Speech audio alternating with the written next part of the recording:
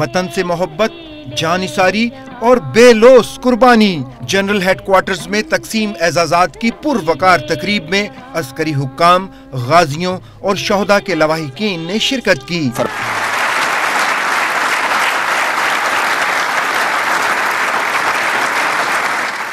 वतन की हुर्मत पर जान निछावर करने वाले शहदा के वुरसा ने बड़े हौसले और जज्बे से एजाजात वसूल किए। इस मौके पर जज्बाती मनाजिर भी देखने में आए।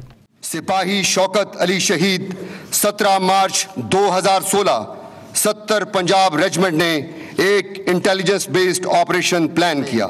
सदर पाकिस्तान ने सिपाही शौकत अली शहीद को तमगाए बसालत के एजाज से नवाजा है। शहीद का एजाज इनकी अहलिया वसूल करेगी।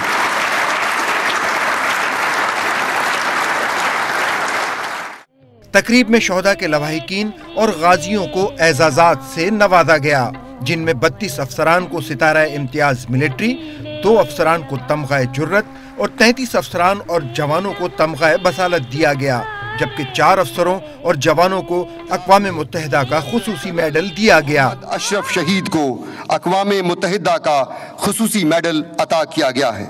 शहीद का एजाज इनकी अहलिया वसूल करेंगी।